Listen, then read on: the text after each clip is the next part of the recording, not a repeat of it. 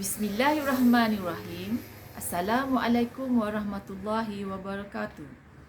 Di sini saya ingin menerangkan apakah maksud tawaf dan juga apakah dia syarat-syarat sah tawaf. Tuan-tuan, tawaf itu bermaksud kita mengelilingi Kaabah sebanyak 7 kali pusingan dan juga kita mematuhi syarat-syarat sahnya, ya. Tawaf ini juga adalah salah satu daripada rukun umrah kedua, ya, yang kita perlu ambil berat dan kita perlu ambil penekanan dan juga pantang larang yang telah ditetapkan, ya. Apakah itu syarat-syarat sahnya? Syarat-syarat sah tawaf itu yang pertama adalah hendaklah kita menutup aurat.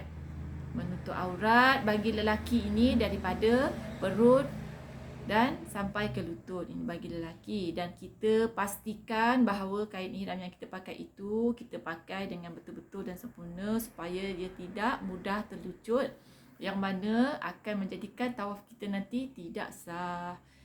Bagi wanita pula hendaklah menutup aurat keseluruhannya sehingga ke buku lali dan memakai stokin, kecuali muka dan tapak tangan kita. Ini bagi wanita, ya. Okey. Syarat-syarat sah yang kedua pula, hendaklah kita suci daripada hadas, daripada najis. Jika kita berhadas kecil, hendaklah kita mengambil wuduk, dan jika kita berhadas besar, hendaklah kita mandi wajib, ya, untuk bersihkan diri semula, barulah kita memulakan tawaf kita.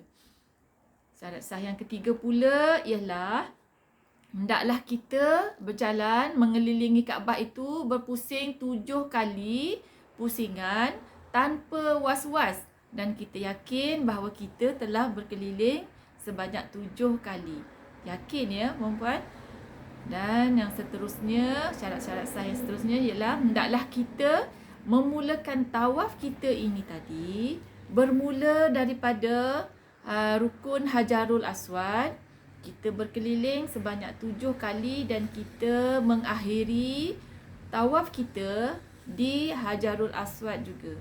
Kita tidak boleh bermula di Hajarul Aswad dan kita berakhir di rukun Yamani atau Iraki atau Syami. Itu tidak boleh dan tidak dibenarkan sama sekali.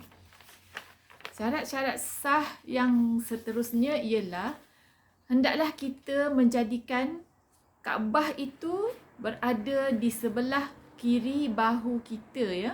Kita tidak boleh berada di belakang, belah kanan atau di bahagian hadapan ketika sedang melakukan tawaf. Kita kena pastikan bahawa kedudukan Kaabah itu berada di sebelah kiri bahu kita dan kita memulakan tawaf.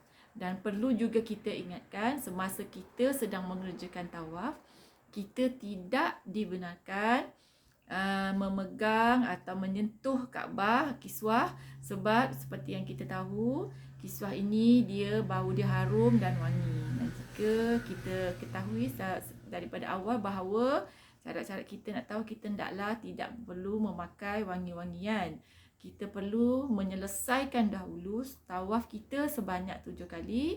Dah selesai, barulah kita boleh nak menyentuh atau memegang Kaabah, ya.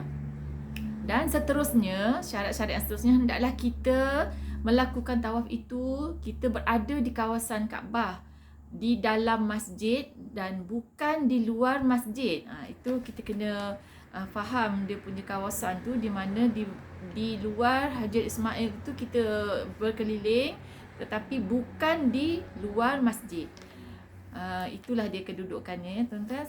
Begitulah serba sedikit penerangan dari saya berkenaan dengan tawaf dan juga syarat-syarat sah tawaf yang perlu kita ikuti. Dan saya di sini juga nak mengucapkan kepada rakan-rakan yang sama mengambil kursus ini, semoga dapat menyiapkan task kita dengan sempurna, dan insya-Allah kita akan berjumpa nanti pada 8 dan 9 hari bulan di Bagan Lalang. Sehingga tu saya ucapkan Wabillahi taufiq wal hidayah. Wassalamualaikum warahmatullahi wabarakatuh. Sekian, terima kasih.